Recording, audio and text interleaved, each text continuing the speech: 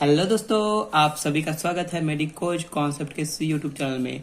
आज की इस वीडियो में हम पढ़ने वाले हैं degeneration and regeneration change in the neurons. तो न्यूरॉन्स जो तो होते हैं या जो नर्व फाइबर्स उसमें हैं, उसमें क्या डीजेनरेशन होता है या रीजनरेशन होता है, वो किस तरह टूटते हैं, किस तरह जुड़ते हैं, उसको हम पढ़ने वाले हैं। The destructive and constructive change occur in nerve fibre after injury called degeneration and regeneration respectively. मतलब डिस्ट्रक्टिव मतलब कि जिस तरह से टूट गया तो उसको हम डीजेनरेशन कहते हैं। डिस्ट्रक्ट मतलब टूटना, अगर टूट गया तो उसे हम डीजेनरेशन कहते हैं। कंस्ट्रक्टिव कंस्ट्रक्टिव का मतलब होता है जुड़ना, अगर उसको वो नर्व फाइबर जुड़ गया तो उसे हम रीजेनरेशन कहते हैं। क्यों होता है रीजेनरेशन डीजेनरेशन? तो डीजेनरेशन का काज जो है ट्रांसेक्शन, मतलब कि नर्व न्यूरॉन जो है, नर्व फाइबर है, उसका कट जाना, क्रशिंग दबा जाना, चकनाचूर हो जाना। इन्फेक्शन के कारण से हो सकता है, injection of the poisonous substance, कोई पॉइजनस सब्सटेंस हम अपने वेन में ले सकते हैं, तो नस में ले सकते हैं, नर्व फाइबर में ले लिए तो उसके वजह से हो सकता है। इस्चेमिया होता है, मतलब कि ब्लड सप्लाई इंटरप्ट कर जाती है, उसके वजह से होता है। या हाइपर पायरोक्सिया यानी हाई फीवर की वजह से भी होता है। डिग्री ऑफ इंजरी, जो सुंदर लैंड ने क्लासिफिकेशन दिया था डिग्री ऑफ इंजरी, वो इस प्रकार है। First degree, second degree, third degree, fourth degree, fifth degree. तो हम डिस्कस करेंगे फर्स्ट डिग्री। फर्स्ट डिग्री जो है बहुत कॉमन डिग्री माना जाता है। क्यों होता है? Cause by applying pressure over a nerve for a long period of time. जब हम किसी नर्व पे लॉन्ग पीरियड ऑफ टाइम के लिए ज्यादा से ज्यादा समय तक उसको हम कंप्रेस करके रखते हैं तो फर्स्ट डिग्री इंजरी होता है। और इसमें क्या होता है, जो अपना एक्सॉन जो होता है वो फंक्शन को लूज कर देता है कुछ समय के लिए। Axon lose function for short time called conduction blockage. क्या कहते हैं इसको? कंडक्शन ब्लॉकेज करते हैं। प्रेशर ज्यादा पड़ा नर्व के ऊपर तो एक्सॉन जो है वो अपना फंक्शन को कुछ देर के लिए रोक देता है, उसको हम कंडक्शन ब्लॉकेज कहते हैं। इसको हम सेडोन न्यूरोप्रैक्सिया भी कहते हैं। क्या कहते हैं इसको? हम सेडोन न्यूरोप्रैक्सिया भी कहते हैं। फंक्शन जो है फ्यू हावर, कुछ घंटे या कुछ वीक में रिटर्न हो जाते हैं फर्स्ट डिग्री का। यानी फर्स्ट डिग्री जो अगर इंजरी हुआ वो आपका ठीक हो जाता है। सेकेंड डिग्री इंजरी क्या होता है? सेकेंड डिग्री इंजरी जो है prolonged severe pressure cause Wallerian regeneration. मतलब क्या होता है, जो प्रोलॉन्ग्ड सेवियर प्रेशर होता है, बहुत सारे प्रेशर लंबे समय तक अगर हम किसी नर्व फाइबर पर दें तो उससे सेकेंड डिग्री होता है। इसमें क्या होता है, जो आपका नर्व फाइबर है उसका जो इंडोन्यूरियम होता है वो डैमेज हो जाता है। इंडोन्यूरियम जो है डैमेज हो जाता है। इसको हम एक्सॉन्टोसमोसिस भी कहते हैं। क्या कहते हैं? एक्सॉन्टोसमोसिस भी कहते हैं। रिस्टोरेशन जो है और रिपेयर जो है ये लगभग 1.5 साल लग जाता है। सेकेंड डिग्री इंजरी अगर हुआ नर्व फाइबर का तो कम से कम 1.5 साल लगेगा इस इंजरी को ठीक होने में। थर्ड डिग्री इंजरी में क्या होता है, इसमें क्या होता है, इंडोन्यूरियम जो होता है वो इंटरप्टेड होता है, डिस्टर्ब हो जाता है, डैमेज हो जाता है इंडोन्यूरियम। रिकवरी बहुत स्लो है, पुअर होता है, बहुत कम चांस होता है कि थर्ड डिग्री का जो है रिपेयरिंग हो जाए। फोर्थ डिग्री जो है फैसिक्यूली जो होता है नर्व फाइबर का वो डिस्टर्ब हो जाता है। फैसिक्यूली जो होता है नर्व फाइबर का वो डिस्टर्ब हो जाता है, रीजनरेशन बहुत ही पुअर है। और फिफ्थ डिग्री जो होता है, यानी कोई भी नर्व फाइबर उसका कंप्लीट कटिंग हो गया, कोई भी नर्व फाइबर है उसका कंप्लीट कटिंग हो गया तो उसके वजह से फिफ्थ डिग्री डिजेनरेशन होता है। रीजनरेशन यहाँ पे पॉसिबल नहीं है। तो ये है माइलिन शीथ, ये है पूरा कंप्लीट न्यूरॉन्स में देख रहे हैं। ये माइलिन शीथ है, साइट ऑफ इंजरी हुआ, इंजरी के कारण माइलिन शीथ जो है डिसइंटीग्रेट हो गया, तो इसी कारण से डिजेनरेशन होता है। तो अब डिजेनरेशन है उसके बारे में हम पढ़ लेते हैं। Change in nerve cell body, कहाँ कहाँ डिजेनरेशन हो सकता है? नर्व के सेल बॉडी में डिजेनरेशन होगा तो उसको हम रेट्रोग्रेड चेंज कहेंगे। क्या कहेंगे? Retrograde change. अगर कोई न्यूरॉन्स है उसके सेल बॉडी में सोमा में या पेरिकेरियोन्स में अगर कोई चेंजेज आते हैं उसको हम रेट्रोग्रेड चेंजेस कहते हैं। चेंज जो है वो 48 आवर ऑफ डैमेज के 48 घंटे बाद स्टार्ट हो जाता है। निसल ग्रेन्यूल्स जो इसके पास प्रेजेंट होता है वो डिसइंटीग्रेट हो जाता है इनटू फ्रैगमेंट बाय क्रोमेटोलाइसिस। यानी जो निसेल्स ग्रेन्यूल्स प्रेजेंट होता है, एक सेल बॉडी में निसेल्स ग्रेन्यूल्स प्रेजेंट होते हैं, वो क्या होता है, डिसइंटीग्रेट हो जाता है, मतलब टूट जाता है छोटे छोटे फ्रैगमेंट में। उस प्रोसेस को हम क्रोमेटोलाइसिस कहते हैं। गोल्गी एस्पार्टस जो होता है वो भी गायब हो जाता है। सेल जो है वो फूल जाएगा। क्या होगा, अब ये जो है सेल बॉडी ये नॉर्मल है, लेकिन सेल जो है वो फूल जाएगा और सारा इसमें जो गोल्गी एपार्टस था और जो निसल ग्रेन्यूल्स थे वो सब गायब हो जाएंगे। Cell swell up due to a combination of fluid and become round, यानी जो सेल बॉडी है उसका सेल जो है वो फूल जाएगा क्योंकि यहाँ पे बहुत सारे फ्लूइड जमा हो जाते हैं और ये राउंड बन जाते हैं। न्यूक्लियस जो है, न्यूक्लियस का साइज बड़ा हो जाएगा और इस पेरीफेरी पे यानी साइड में आ जाएगा। न्यूक्लियस का साइज बड़ा हो जाएगा और सेंटर से ये पेरीफेरी पे आ जाएगा और ये पेरीफेरी पे आएगा। कुछ टाइम के बाद क्या होता है, न्यूक्लियस कभी कभी बाहर में निकल जाता है सेल से और डाई हो जाता है। रिजेनरेशन यहाँ पॉसिबल नहीं है। अगर ये जो अगर न्यूक्लियस जो है बाहर आ गया सेल से तो सेल डाई कर जाएगा और यहाँ रिजेनरेशन पॉसिबल नहीं है। जब तक न्यूक्लियस सेल के अंदर है तब तक रिजेनरेशन पॉसिबल है। चेंजेज, अब हम दूसरा देखने वाले हैं चेंजेज इन डिजिटल स्टैंप, जिसको हम वैलेरियन रिजेनरेशन भी कहते हैं। डिजिटल स्टैंप में जो अगर कोई चेंजेज आया उसको हम वैलेरियन रिजेनरेशन कहते हैं। ये कंप्लीट डिजेनरेशन के अंदर जाता है। प्रोसेस जो है और 24 घंटा में इसका स्टार्ट हो जाता है। इसका जो एक्शन पोटेंशियल है वो 2 दिन में हम देख सकते हैं। चेंज जो होता है एक्शन पोटेंशियल में, जब वैलेरियन रिजेनरेशन होगा तब इसका जो चेंज होगा, जो एक्शन पोटेंशियल में जो चेंजेज आपको दिखने को मिलेगी वो 2 दिन पे देखने को मिलेगी। 2 दिन तक ठीक रहेगा। दूसरा दिन स्टार्ट ही हुआ तो आपको एक्शन पोटेंशियल में कुछ कुछ चेंजेज आने लगेंगे। तीसरा दिन क्या होगा, नर्व इम्पल्स जो है धीरे धीरे इसका एबिलिटी घट जाएगा और 5वें दिन पे क्या होगा, इम्पल्स जो है प्रोड्यूस नहीं होगा। ये था वैलेरियन रिजेनरेशन और ये डिजिटल स्टैंप में इसका चेंजेस होता है। वैलेरियन रिजेनरेशन की बात करें तो हम अभी और देख लेते हैं। एक्सिस सिलेंडर क्या होता है, स्वेल हो जाता है। एक्सिस सिलेंडर जो इसके पास प्रेजेंट होते हैं न्यूरॉन्स के पास, वो फूल जाता है और वो छोटे पीस में ब्रेक डाउन हो जाता है। कुछ दिन के बाद क्या होता है, एक लिटिल डेब्रिस जो उसमें बचा रहता है वो एक्सॉन के द्वारा ऑक्यूपाई कर लिया जाता है। एक्सिस सिलेंडर फूल जाएगा और स्मॉल छोटे छोटे पार्टिकल में टूट जाएंगे। कुछ दिन के बाद जो उसमें लिटिल डेब्रिस प्रेजेंट होता है वो एक्सॉन के द्वारा ऑक्यूपाई कर लिया जाएगा। माइलिन सील्स जो है स्लोली डिसइंटीग्रेट हो जाएगा फैट ड्रॉपलेट में। जो माइलिन सील्स प्रेजेंट होते हैं न्यूरॉन्स पे वो धीरे धीरे क्या होंगे, डिसइंटीग्रेट हो जाएंगे, गायब होने लगेंगे।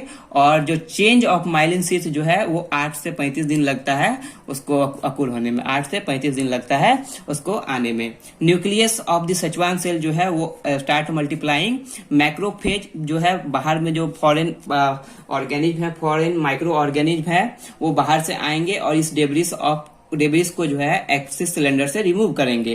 अब यहाँ पे क्या होगा, न्यूरोलेमा जो होता है वो एम्प्टी हो जाएगा और जो ये जितने चेंजेस आपको देखने को मिल रहे हैं ये 2 मंथ लगा सकते हैं। टोटल इस चेंजेस में आने में 2 मंथ लगते हैं।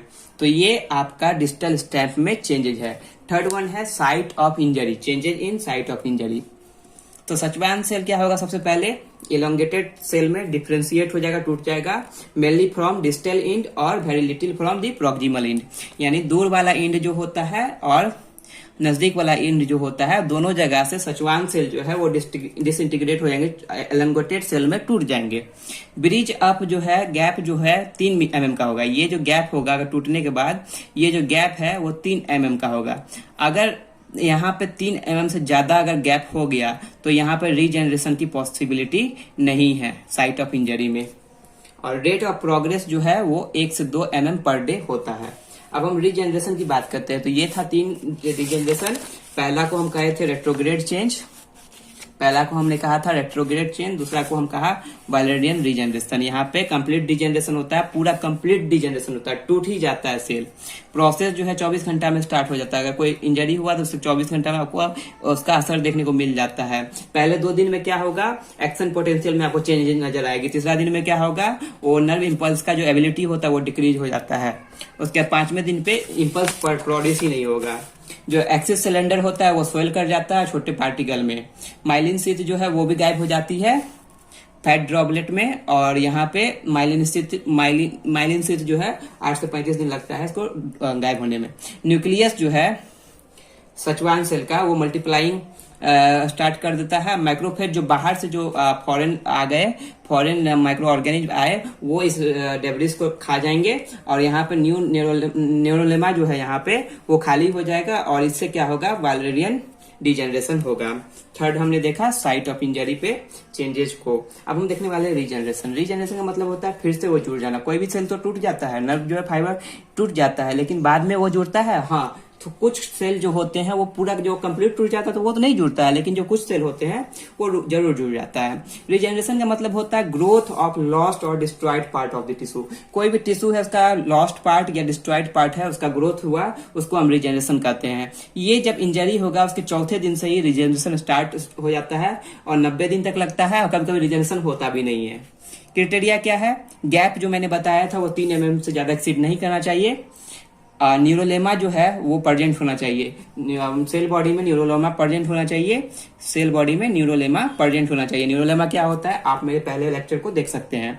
न्यूक्लियस जो है वो must intact, not exclude from the cell body. Nucleus जो है सेल बॉडी से बाहर नहीं आना चाहिए, अगर बाहर आ गया तो आपका रीजनरेशन नहीं होगा।